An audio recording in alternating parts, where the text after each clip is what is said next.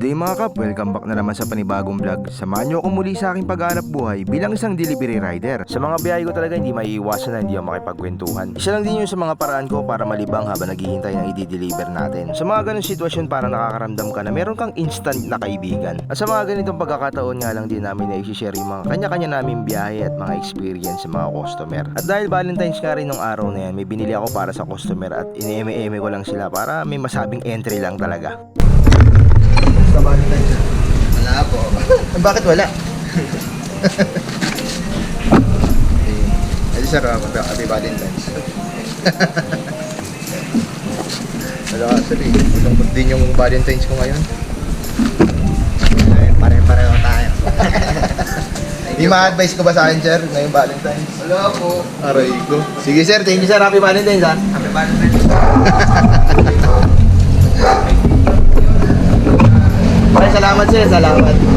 Pagkatapos nga lang din yan, nabigyan tayo ng online tip na 50 pesos. Ayos diba, balik kagad yung puhunan ko sa binili ko sa kanilang pakulo. At dahil mataas ang demand nung araw na yan, napasukan kagad tayo ng susunod natin na booking. Bale, itong birada natin, Grab Express naman. Maghahatid lang tayo ng donut simula rin sa Tomas Morato papuntang Roosevelt. Kapag gabi, nagbubukas na rin ako ng Grab Express, sinahayaan ko na kung saan ako abutin. Yung mga ganitong klaseng biyahe, pabor na pabor sa akin dahil wala ng traffic pag gabi. At dahil nabanggit na nga lang din natin sa salitang pabor na pabor talaga tong booking na to dahil double kill. Dahil kung saan natin i-deliver to, doon din tayo napasukan ng susunod natin na booking. Sa pagkakataon na to, bala ko na sanang ibigay yung susunod natin sorpresa sa customer. Kaso nga lang, nung nakita ko si sir, parang hindi mo mabibiro. Baka pag ineme ko to, ambangan kagad ako ng suntok.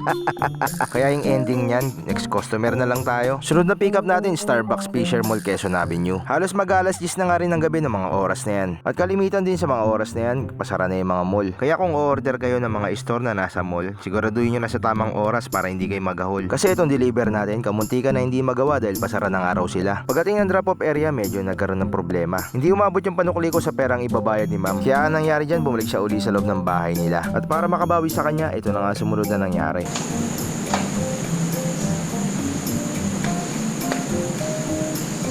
Okay na. 300 po. Wait lang ma'am. Okay. Hindi, palitan ko lang ng ano. Ay, thank Yung ano po. you. Pasensya na ma'am. Thank you, happy Valentine's po. Next booking natin, Ever Supermarket Roses. Katulad kanina, bala ko na rin sanang ibigay yung panghuli kong sorpresa sa customer. Kaso nga lang, nung nakita ko na naman yung tatanggap ng deliver, parang hindi na naman mabibiro. Kaya next customer na lang ulit. Sa mga oras na to, mag-alas 12 na nga rin ng hating gabi. At dahil Valentine's ka nung araw na yan, hindi talaga nauubos yung tao. At sa mga ganyang pagkakataon nga rin, nahihirapan akong paniwalain yung sarili ko na naghihirap na mga Pilipino. Marami pa rin kasi sa atin na afford yung mga ganyang klaseng restaurant. At para sa panghuling Valentine's entry, ito na nga.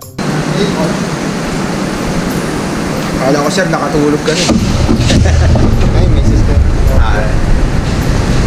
Sir Jun po.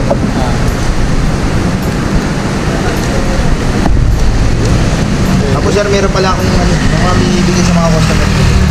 Happy Valentine's sir. Oo sir. Salamat sir, salamat sir. Hindi sa lahat ng pagkakataon, puro pera lang ang nasa isip namin. Kundi kadalasan, gusto rin namin itaas yung dignidad ng trabaho na ginagalawan namin.